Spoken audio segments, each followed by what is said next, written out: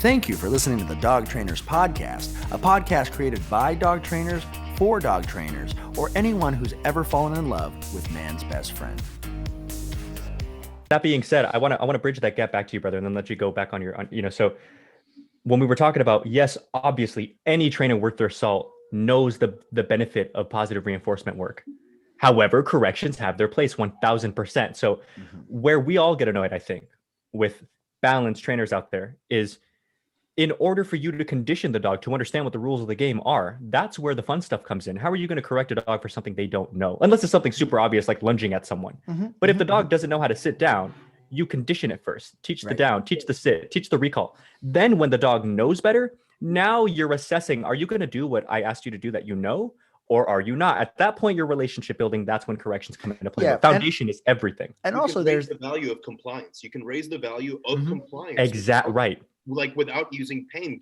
And this is what I always say is dog training is getting the dog to value what you want more than what it wants. Yeah. And then what it wants from an instinctual standpoint. Behavior modification is learning to understand what the dog needs from you and respecting. Interesting. I love that. I love that definition.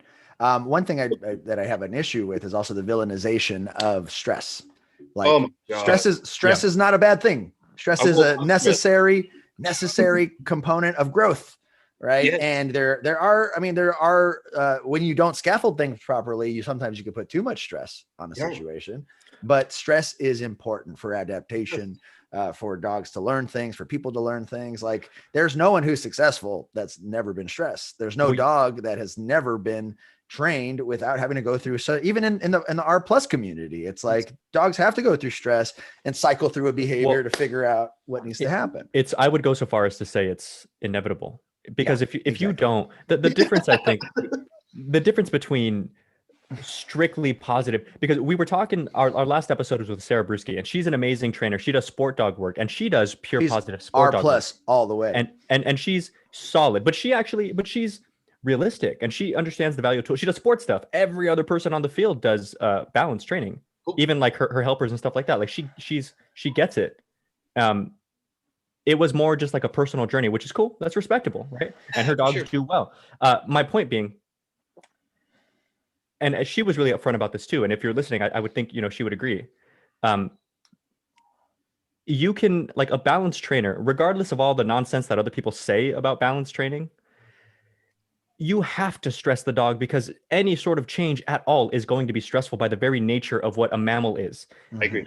Like a kid going to preschool, no one's correcting them, but it's just new, and nobody likes new things. The difference is the whole purpose of stress and the whole purpose of scaffolding, to give Brent's point like a little extra kind of backup, is the whole reason these things exist, kind of like school, is you're going to have to stress because that's you evolving. However, how can we stress you just enough that it's beneficial it's conducive to change, but it's not going to like knock you on your ass and be counterproductive. Right. Now, the avoidance of stress is going to teach the inability to cope with stress. Exactly. And that's what I was getting at was, or you can do a lot of times the pure positive stuff is like, I stress the dog as little as I possibly can, but then the real world stresses the shit out of the dogs. They don't know what to do. So it's not like you can avoid stress without corrections. Right. And always, we know the hardest part in training is the distraction work, which is the stressful stuff. Right. It's the patience stuff. It's the FOMO and with that dogs suffer from. It's all these different things. I love the term FOMO. Yeah. FOMO, fear of missing out, right? You're missing out. You're like, what'd you call me? Anyways. It's cool. The shit that I get called every day. You're a FOMO. You're a fear of missing outer. Anyways, I wanted to go back in. I think we could shoot the shit on dog training all day.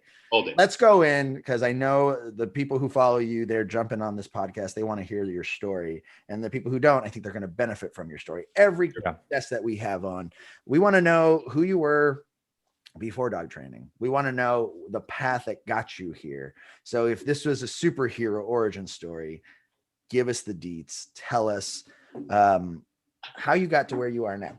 If this is more in the long form, not the short form. This is more like a villain origin story.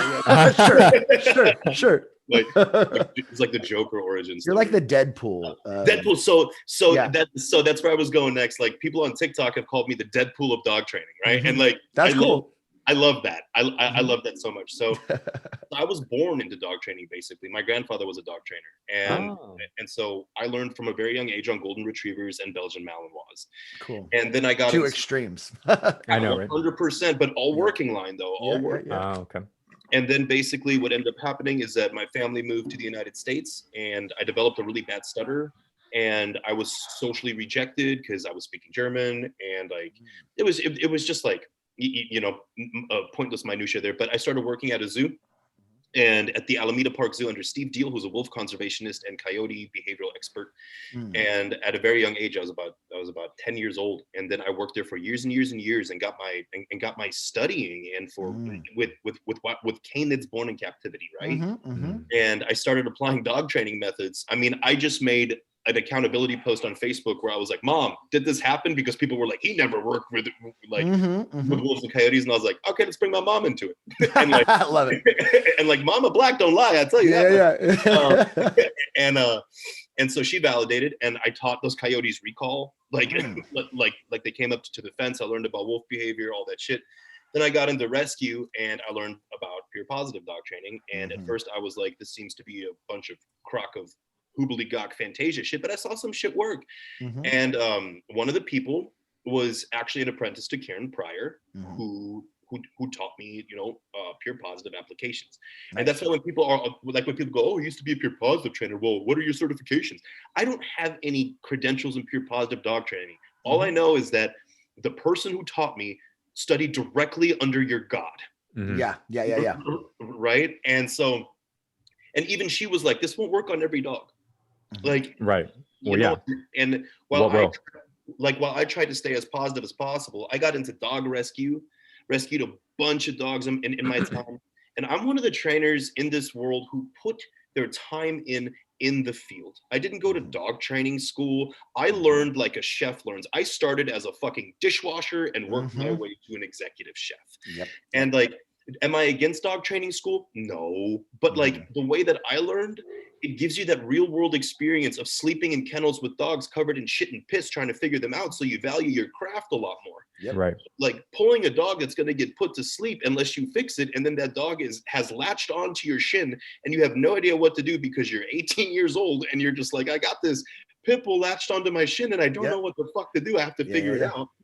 It's invaluable experience. It is invaluable experience. And that's why the trainers that come out of my program who work for me, they spend 6 months to a year without ever even touching a leash, like they have to cultivate their knowledge. And so my journey led me to be homeless in Austin, Texas. And that was after my band's van broke down in Austin. I went back home to Tucson. I grabbed a pair of jeans. I grabbed a shirt. I got into my 1999 Honda Accord where the window didn't roll up, and I drove back to Austin, Texas, and I slept in the parking lot of Rose Crab Shack.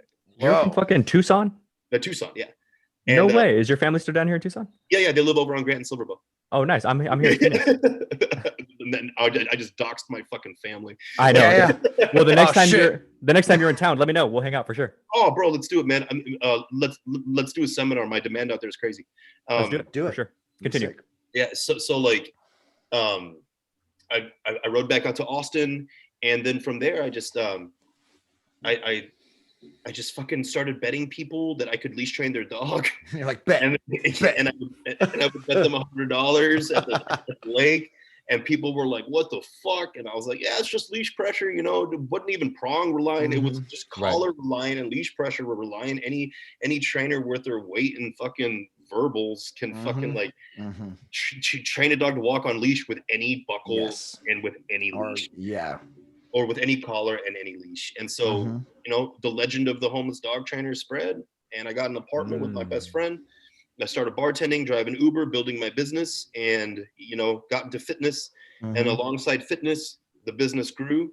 And, 7 years later, we are $1 million business. And excellent. We are all 5-star Yelp review business. We are the go-tos in Austin, Texas. And I do seminars all over the country.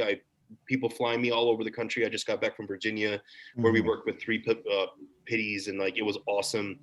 And, it's really, it's been the most humbling experience of my life, because I never thought that for a second that somebody like me, I mean, who's just been a punk ass his whole life, being in punk rock, grew up in the DIY culture and things like that that I could make it in an industry that requires people to believe that you are authentic and loving, and people actually get that from me, that I am authentic and loving because of my passion and because of my. But it comes across as angry sometimes, but it's not anger. It is just the passion and it's frustration because what I want to get across to people is that you don't need to hire me. It's a lot easier. It's a lot easier than you fucking think it is. Yeah. And like in just dog training, keep your dog on a leash, place train your dog, crate train your dog. Don't give that dog freedom. From the time the dog's a puppy, you'll never have a fucking problem. True. Yeah. It's like stage by stage fundamentals. If you just did them, if you could just put in, 45 minutes a day, like cumulatively, not even at the same time, like your lifestyle. Just your lifestyle. Use the leash to communicate with your dog from day one, right? Yeah. Or like Larry Crone just made an incredible post, and something that I've always advocated for is when the dog is in a puppy stage and it's like needy and it's looking for you and it's not going to run away from you. Keep that dog off leash in a safe area with you and cultivate that off leash behavior from a very young age. And then inside, put the leash on. I know it seems counterintuitive. Inside should be calm. Outside should be play, right? Like that's the way it should be. Right. 100%. No, I love those. I love those. Here's a question for you, buddy. So as we go through your story, tell us a little bit about who your mentors are, because of course, from a dog training perspective, so your grandpa was a dog trainer, so I'm sure to a large degree he played a big role in like shaping you, but just as a person, and we're definitely want to get into your online presence and why you kind of took the route that you did with how you come off online. Talk to us about any other mentors, even if they're not necessarily in the dog training world. Just who do you look up to? There's a gentleman by the name of Chad Williams here in Austin, Texas. He's a former Special Forces pararescue PJ from the Air Force. I was gonna say I was Air Force too. Go ahead. So my dad was Air Force. He was helicopter maintenance in rescue. Oh, sweet.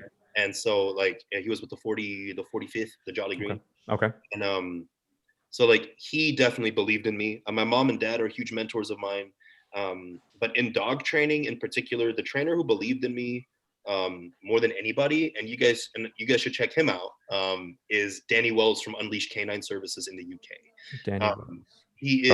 He's the top trainer there. He's so good at what he does. He does bite work, protection work, but also does pet rehabilitation. And he's just a master. He's just a master at what he does. Not that any of us can ever be masters in this craft. I mean, it's always learning, but Danny's amazing. And Danny actually helped shape me. And he was like, bro, I want to fuck with you, but I can't fuck with you in dog training unless I see some before and afters. Right. So Danny challenged me from a very, very early stage in my professional career where he was like, I need to start seeing some before and afters. And from that day forward, I videoed everything, which is why I have so much content, because I have content from the last 6 years of my journey in dog training where you can literally tell where when I broke out of the pure positive mindset, I was a little too heavy sometimes with dogs, right? And then the pendulum always swings. Yes, the pendulum always swings. You can see the growth in my journey, and like it's fascinating to myself to be able to go back and with a critical eye be like, I would not like that today. Today, yeah. And I just love that I have the before and afters, but it also shows me that before and afters can come from very many approaches because I've used a lot of approaches. Right. From Larry Crone, from Tyler Muto, who's a hobby of mine. Like, I love Tyler. He's dope. He's dope. I just texted him this today. I love that guy. Tyler's baby Buddha, and like, man, he answers all your questions. Anything, he's dope. He's just one of the patron saints. You know what I mean? Like he's so good, and he's a homie that I'll always throw it back to. Like, I know we got some gatekeepers in this industry. Right. It's my goal to break the wheel on the gatekeepers because fuck the gatekeepers. Right. But Tyler is one of those trainers because he stays so in his own lane and he does his own thing and he's so just like so zen that whenever you get an approval from Tyler Muto, it means the fucking world because he doesn't think the world of him and of himself. Right. And when I was coming out of my pure positive shell, his videos on YouTube, they just blew my mind. Like blew my mind. And then here in Austin, I started to apprentice because I was very anti e-collar until like 5 years ago. Truly. I was using prongs and slips, and I thought you never would need to use an e-collar. And then here in Austin, Texas, I apprenticed under somebody who uses e-collars. And the reason why I don't name names is because of my controversial presence. I don't want to get anybody like in trouble for being associated with me, because there are a lot of big names who you guys have already mentioned that have told me we love you, but you bring too much bullshit to the table. And it has nothing to do with the balance side. It has to do with the fact that I troll the pure positive side.